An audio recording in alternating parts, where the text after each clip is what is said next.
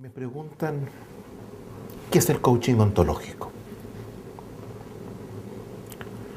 Mi primera respuesta es una práctica antigua. Es una forma de coaching, y el coaching es una práctica que se desarrolla en los deportes, donde un individuo toma a un individuo o toma a un equipo y interviniendo en él lo lleva a niveles de desempeño que él por sí mismo era incapaz de alcanzar o el equipo era incapaz de alcanzar.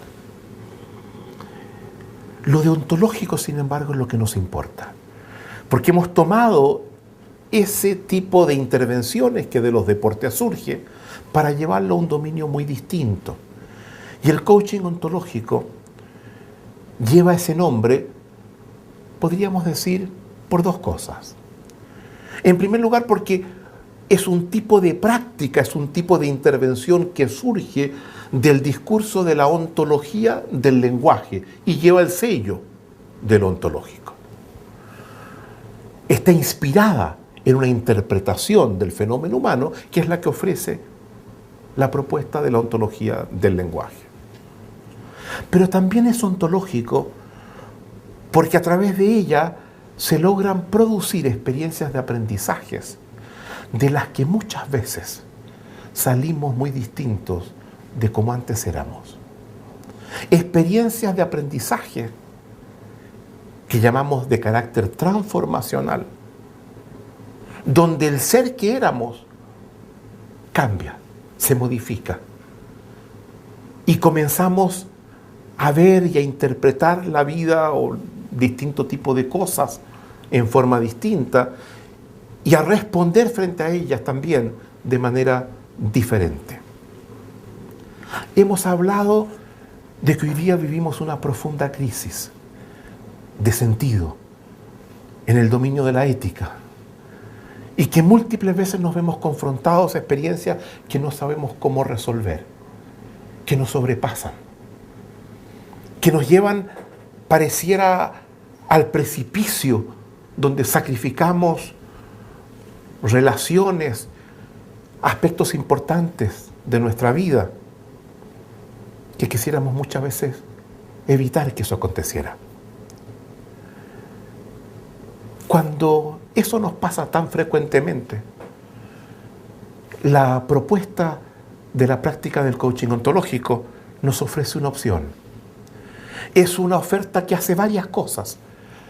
Es una práctica que logra, por un lado, destrabarnos, desbloquearnos, mostrarnos caminos que no nos era posible ver, a partir de mostrarnos que hay posibilidades de interpretar lo que nos pasaba de una manera a la que no accedíamos. Es un tipo de práctica que no solamente nos destraba, nos desbloquea en problemas que nos sentimos impotentes, incapaces de resolver por nosotros mismos, sino que también nos conecta con el inmenso poder transformador que disponemos, que nos proyecta la vida de una forma distinta.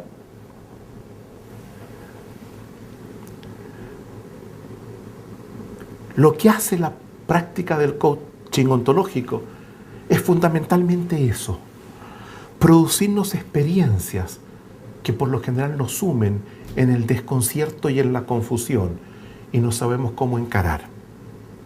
Cuando alguien a mí me pide, por favor, Rafael, requiero que me hagas coaching, lo que yo entiendo que me están pidiendo, y eso es importante, lo que yo entiendo que se expresa en esa petición es lo siguiente.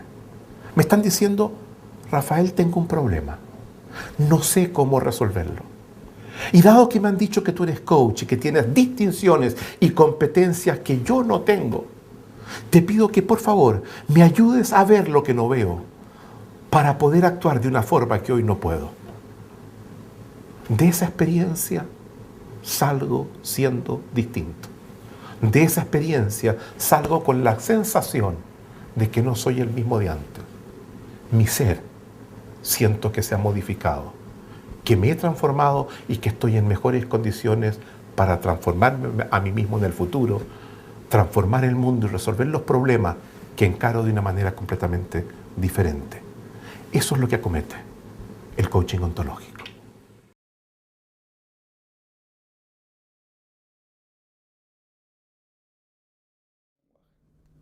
¿Qué pasa con el coaching norteamericano? Bueno, el coaching norteamericano, como muy propio de la cultura americana, está muy despreocupada por la propia metodología o sustento filosófico. Uh-huh. Pero eso en sí mismo es una forma de enfrentar la vida. Uh-huh. Es decir, el famoso tú puedes y vamos para adelante, no importa lo que hagas, siempre que te venga bien, adelante, ¿no? O sea, es una filosofía utilitarista. Tiene su trayectoria también, tiene su historia, es una forma de ver el mundo, una forma de enfrentar las cosas y la vida, y es muy fuerte en la cultura norteamericana, ¿no? Y Thomas Leonard es el gran, para mí, referente de esa escuela. Thomas Leonard, yo estuve viendo la entrevista que le hiciste a Pepe, y él lo decía claramente, y es exactamente así. Thomas Leonard vivía prácticamente en una caravana. Él iba en un coche, y todas las noches se despertaba, o por la mañana se despertaba y sacaba modelos nuevos. Yo me acuerdo porque formaba parte de Coachville en sus inicios, y cada vez que entraba aparecían modelos nuevos. Era como ¿cómo es que se dice? Una fuente, ¿no? de conocimiento, de información o de articulaciones diferentes, ¿no? Pero ¿qué pasa? Claro, de repente me daba cuenta que lo que sacaba un día, al otro día te sacaba otro modelo y no había mucha relación una cosa con la otra, ¿no? O cómo lo integrabas, o dónde estaba la coherencia entre lo que iban desarrollando. Claro, el punto es que no están preocupados. El punto es cualquier cosa que le venga bien al cliente es aceptado. Es una forma de hacerlo y es una metodología en la cual yo no estoy de acuerdo, pero entiendo que tiene su tradición y además tuvo un impacto muy fuerte, porque gracias precisamente a esa cultura de ir para adelante sin preguntarte demasiado el fondo de las cuestiones, hizo que este hombre creara las 2 asociaciones más importantes de coaching a nivel internacional, que creara la primera universidad de coaching, que creara el primer gran portal de Coachville, es decir, un tipo súper creativo y súper emprendedor, ¿no? Que hizo que el coaching se conociera prácticamente en todo el mundo. O sea que para mí tuvo una función social importante. La posición norteamericana ya le da igual. O sea, no le importa si existe un ser inmutable o si cambia todo el tiempo. ¿Qué sí le importa al coaching? Al coaching americano lo que le importa es que tú consigas los objetivos que te has propuesto. O sea, está centrado en la consecución de resultados. Sí. Por lo tanto, la consecución del resultado está por encima del método. Pero esto ha calado mucho en muchos coaches, que te dicen, bueno, a mí me da igual el método, a mí lo que me importa es conseguirlo. O te vas a una empresa y te dicen, no, a mí lo que me importa es que llegamos a este objetivo, no me importa cómo lo haces. En cambio, el coaching europeo humanista te dice, sí importa cómo lo haces, salvo que estés preocupado a corto plazo. Y ya hemos visto a dónde nos lleva a pensar a corto plazo, ¿no? A una persona, a un grupo, a una empresa, a una sociedad en general. El corto plazo nunca es bueno. Evidentemente, como yo digo siempre, yo te puedo meter un chute de energía de muchas maneras, manipulativas, con drogas, elevando tu nivel de energía, a nivel psicológico, hay muchas maneras de meterle chute de energía a la gente y que vaya por todas, ¿no?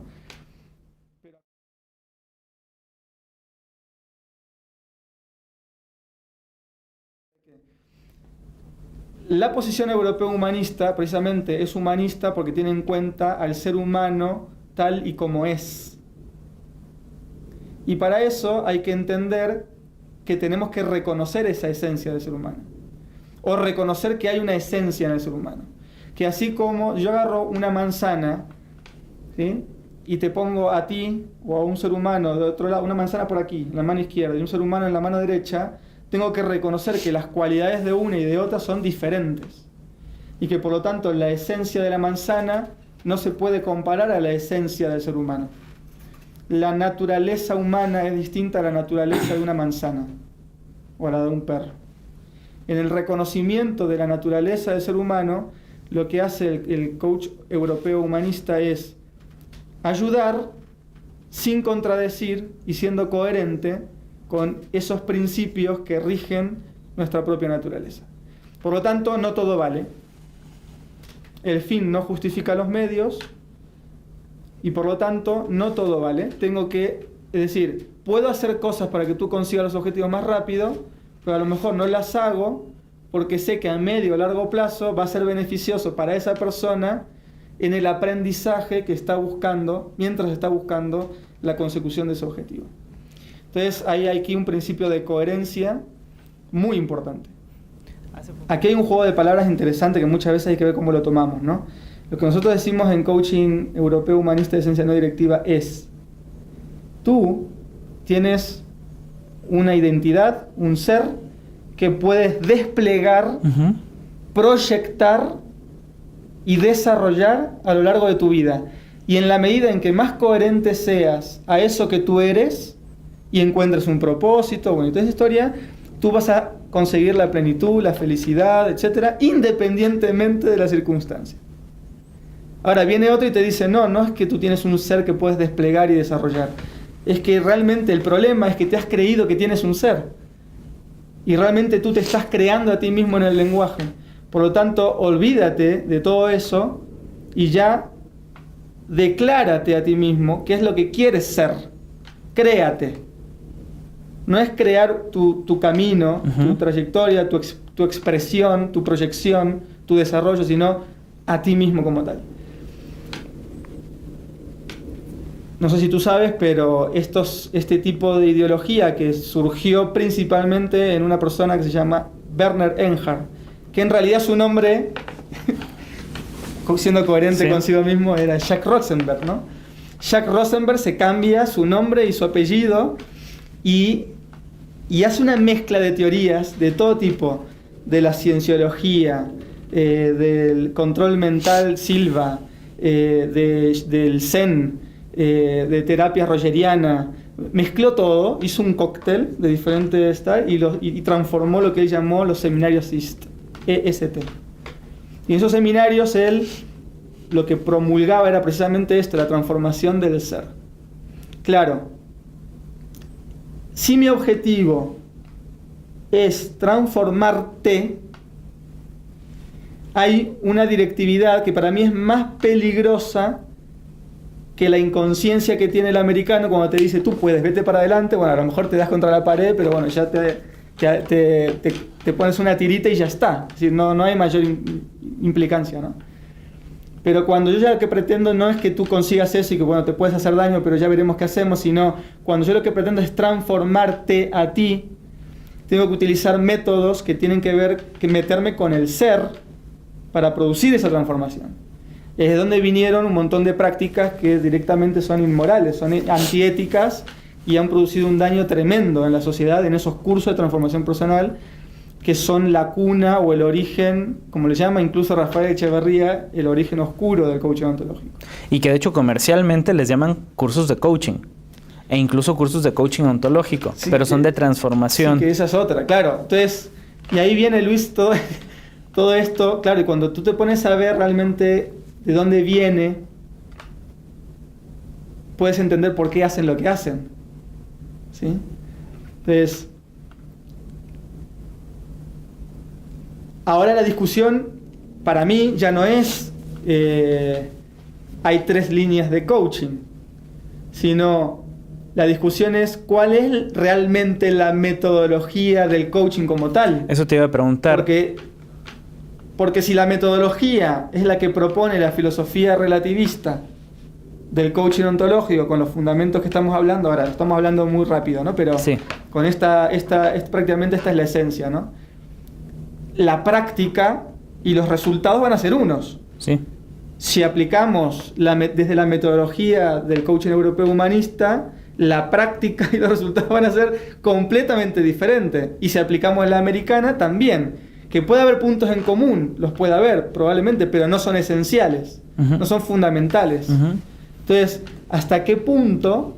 Y es una pregunta que yo yo te puedo dar mi opinión, ¿no? Por eso es importante aquí el debate. ¿Hasta qué punto a estas 3 cosas las podemos meter en una misma bolsa? Le seguimos llamando coaching. Y seguir llamándoles coaching, ¿no? La solución, para mí, es que necesariamente, aunque a la mayoría de la gente no le guste, al coaching hay que ponerle un apellido. ¿Sí? ¿sí? Por eso coaching europeo humanista o no directivo o de ciencia es coaching ontológico, coaching americano, coaching lo que sea. ¿Por qué? Porque de esa manera el apellido es el que realmente está determinando el método. Te está aclarando al cliente, al consumidor, a la empresa, cuál es mi visión, cuál es mi metodología. Sin ese apellido, tú compras coaching y te puede venir de cualquier estilo y a lo mejor no es lo que tú esperabas, ¿no? En cualquiera de las 3 líneas.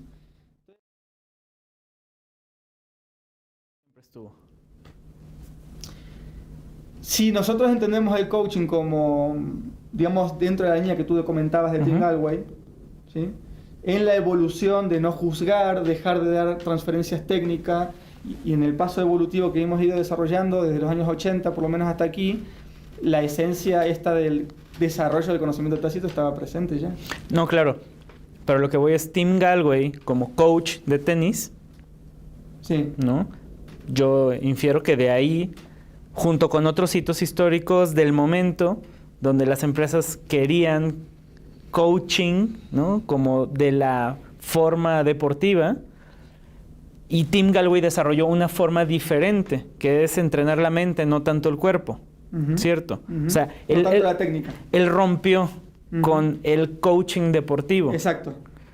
Entonces, es un entrenador el que se da cuenta que la manera de entrenar centrada exclusivamente en la técnica no es la manera más eficiente.